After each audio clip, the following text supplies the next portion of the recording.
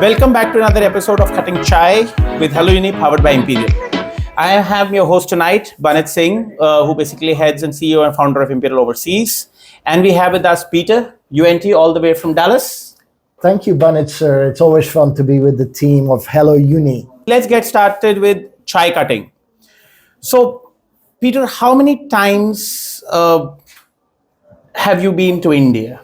And what do you find, or how has it been to, different to study in Dallas and in India?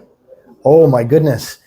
So, Banit, this is my 55th time to India, right? Wow. So, over 30 years of my career, I have spent more than 2 years of my life in India, right? Wow.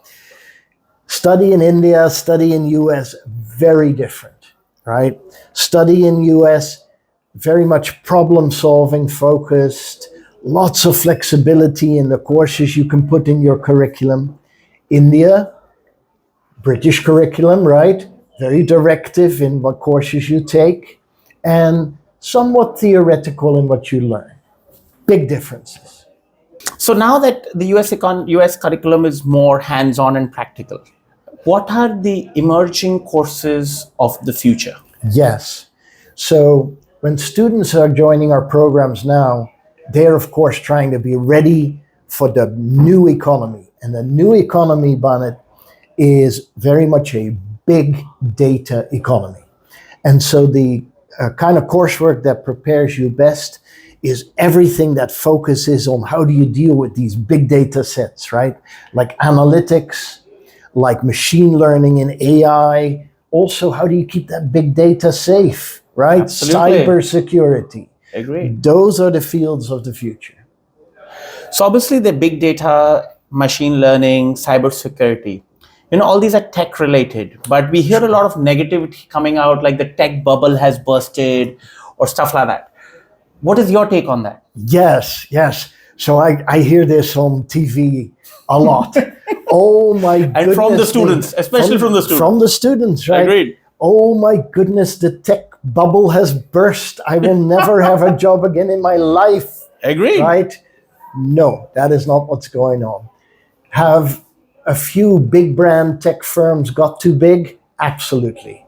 Oh. Are they right sizing, adjusting, perhaps letting go of some of the old guys to make place for the new talent in these new areas? Yes. And so that's what you're seeing where big companies got too big, absolutely. But these underlying technologies, AI, machine learning, cyber, these technologies are driving the economy up. And with it, lots of hundreds and hundreds of small companies are doing perfectly okay. Thank you very much. Nice to hear that. So obviously the big companies are re-strategizing where the engine of growth will be the small and medium enterprises. Absolutely.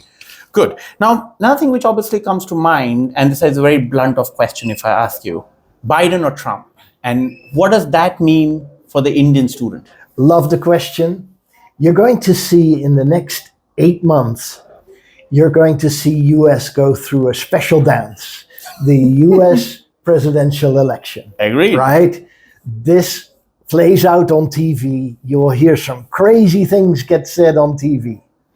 For students, I'm asking, by all means, watch it, right? Follow it, because it's a very American spectacle, but it is theater, right? It's something that happens on TV. Underneath, keep your eye on preparing the study, come across, do well in your classes, move on to a fantastic career, whether that's in US or around the world. The US degree is still considered the gold standard of a strong education. Each president has their own style. Each president brings their own uncertainty. For India, whichever president it is, whether it is the stability of Biden or sometimes the chaos that Trump does bring, Agreed. right? There should be no worry about your future. You saw this with the big wedding just a week ago here in India. Oh yes. Trump sends his daughter, the informal ambassador of US, to the big wedding, right? Tells you that the hookups between India and US are strong. Nice, nice. Good. Nice to hear that. I mean, in fact, the economy, the politics, everything is positive. Largely. Yeah. So, Peter, all work and no play is not, it's not good for anybody, right? Let's have some fun. Let's get to the fun segment. So it's a rapid fire. I'm going Sure. to be slightly blunt, maybe unnerve you, but it's going to be fun. So first question, which cities have you visited and what do you like about them the most? Oh my goodness, Banit. So in my 30 years of coming to India, I have been from all the way up north, Amritsar, Chandigarh, and of course Delhi. You know, in India, you guys are confused about geography, right? When you sit in Delhi, somehow everything below Delhi is called south, right? Very, very confusing. So I have been to all large metros. Of course, Mumbai, one of my favorite, Coast, Bollywood, what's not to like, right? Down, of course, heart of engineering land, Hyderabad, but also further south, Cochin and Coimbatore. I've had the chance to visit right across your country. And which city do you like the most? What do I like the most? No question. Goa, of course. Well, we'll not get to the details. I'll ask you in person for that. But yeah, okay. Obviously, Hollywood, Bollywood, Tollywood. What do you like? What do you think about all three of them? Yes. So I dip into watching Hollywood movies a little bit at home. When I'm here, because of sleep deprivation, I watch Bollywood movies. And sometimes I'm so tired that I'm not even totally following what's going on. But I kind of just hum along, right? So I sit at my little desk in the hotel and I go, pinga gapori, pinga, right? Well, all Bollywood and Tollywood is musicals, right? Yes, so they have a lot of music in them, and definitely. So I just go with the vibe, right? Yeah. So that brings us to the one thing. As soon as you land in India, what is the first thing which you do? Oh my goodness. So for me, I bribe myself to get on the long flight by thinking about what good food I'm going to eat when I get to India. Absolutely. Right? And so I have this tradition when I get to the hotel and the flights come in here early morning, right? So I get there breakfast time. And what I do is the first thing I look for is my little pot of sambar, right? And then I have this tradition where I go look on the buffet and I find the croissant, right? And I like to dip it in the sambar till it soaks in, and then I eat it like Happy Meal, right? Wow. Super. You're more Indian than many. Trust me on this. Oh yeah.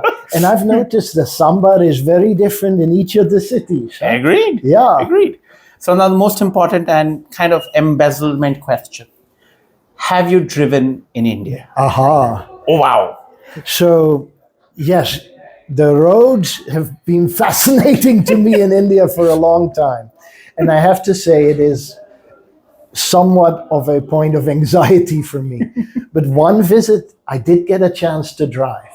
So I arrived in Jaipur, and a colleague of mine and I, we were going to Kota, Rajasthan. And so we decided to drive. This was a whole different experience. Highway is not bad from Jaipur to Kota, but the things you see on the road, right? I thought I would be most scared about cow crossing, but I figured out very quickly you go around the back and all good. Now, what I really worried about is the slow lorry that comes onto the highway and it looks like it's shaking and not getting up to speed, right? Because you come up at speed behind it and then you go, oh! Very tricky. So never again. No more driving for me. And did you see any horse carts or any bullock carts by any chance during that? Oh, there's like all these creatures on the highway. very few individuals have the audacity to drive in India. Cheers on that. Thank you. Thank you. Never again. Good. I personally, I really enjoyed the fun segment totally, and especially your driving skills in India. I'll watch for them in any places we meet. So now, so when you're in the US and when you're in Dallas, what do you listen when you're in the car? What kind of radio stations are there, and what is the general driving experience in Dallas? Yeah. So me myself, I listen to a radio station called NPR, which is a kind of a public news, a little bit of opinion. And when my wife and I are in the car, she shouts at the radio, right? She says, "Oh, no, that's not true." In Dallas, you have 2 Telugu radio stations. Wow. Because we are very lucky that we have a very large Indian community, large group from Andhra, also from all over. And so when the aunties and uncles who are with us, when they listen to the radio, they listen to Telugu station. Oh, wow. That's a normally 100%. Okay, so another one question, obviously, about affordability. So, Yes. how do Indian students make their US education more affordable? Yes. When students have to go to the consulate to do their visa interview, they have to show the financials, right? Like a student has a big pile of money sitting on the shelf ready to pay. It's not true, right? Students have to bring together their student budget with a little bit of loan, some work, scholarships, all put together, right? In US, budgets look very different by location of where you study, right? Why?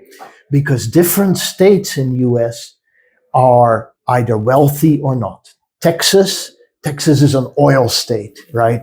So state of Texas has lots of oil income and is able to keep tuition low level, right? Cost of living, cost of tuition in Texas is easily quarter lower than East Coast or West Coast. And then in addition to that, there are many opportunities for scholarships that I'd be happy to talk to you about. So now UNT is a very popular university. I think one of the top 5 or top 10, students apply to, right? Right. Now, how does a student, get differentiated from the mass of applications? Yes. So there's several ways that, of course, you can try and stand out. Every year, we are very fortunate to receive thousands of applications, right? I wouldn't want to say how many thousands, but a huge thousands. Many thousands. And so, first of all, best way to stand out is to be first, right? Early. Mm-hmm. And so as you apply early, then we are not yet swamped by the many applications, and we can actually try and process quickly. Other ways to stand out is organization, right? Work with your advisors, with HelloUni platform, with Imperial. These guys are really good at getting all your paperwork in order, right? As you're very well organized, as your file is complete, this is a good, quick way to stand out. Other things, of course, are proper preparation. So this center here from Imperial is really good at preparing you for the standardized tests, right? GRE or SAT on the undergrad level. And so as you have good, strong test scores, that also speeds you through the process. Nice. So you're talking about test scores and part of it. Obviously, what are the special scholarships at the UG and the PG level? Does UNT have, or just does the Texas State have in general? Absolutely. So one of the biggest impact on your budget is if you are to pay out-of-state tuition, the international student level, or in-state tuition, what the Texas student would pay. And UNT has a special scholarships that even with a small nominal amount, 1,000, 4,000, what it'll allow you to do is it'll allow you to drop your tuition bill from out of state to in-state. This is a 50% savings in your tuition bill, right? Undergrad kids, strong grades in school, good SAT test gets you there. About 1,200 on SAT, already enough. Postgrad students, once they come to us and they do one semester of really strong coursework, they are allowed to do what's called assistantships.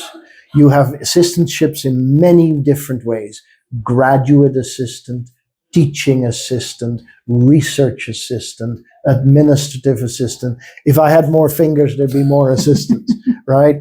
These are positions all over campus. We have 3,500 assistantships. What they do is they get a small stipend and they get in-state tuition, right? Okay. So both for the undergrad student and for the grad student, we have really good solutions for them. All PhDs at UNT are fully funded. Wow. Come to that about PhDs in research, right?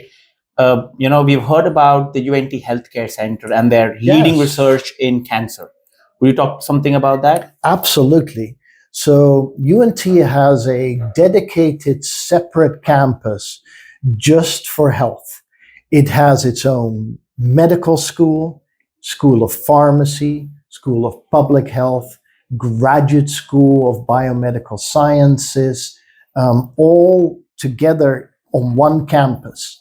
And the nice thing is the students there, they are in class with the doctors who practice in our own hospital and who teach in our own medical sciences programs.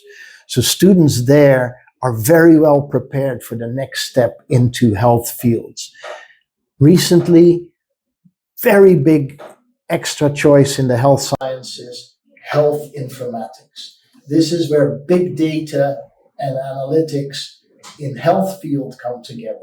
And you can imagine that as we deal now with these massive data sets, that a student who's well prepared for health informatics has straight path to really good jobs in Dallas or beyond. Lovely, lovely. So obviously we are heading towards the end of this session. So what is your message to the student? Yeah. So my message to the student is this. As you prepare to go to US, I know you're very anxious also to be thinking about your next steps, internships, step to job market. Your very best strategy to get to those wonderful next steps is first to really engage with your studies. Why? Because it's your colleagues, it's your professors who are going to facilitate your next steps into a great internship and your next onward step to career. So as you come and study in the US, your first and most important task is simply to do well in the coursework and in your studies. And this will carry you through into a great internship and onto a cool career step. Thank you, Peter, for hosting another chai of cutting chai with HelloUni, powered by Imperial. As part of our rituals, let's have a cup of cutting tea. Love it. And this is the traditional Mumbai tea. And cheers to greater student motivation, greater student progress. And that's what, we live for, both of us. Cheers to that, Cheers to that. Banit, sir. Yeah, thank you. Wonderful to be back with HelloUni. You guys set our students on track to success. Nothing better than that. Cheers. Cheers.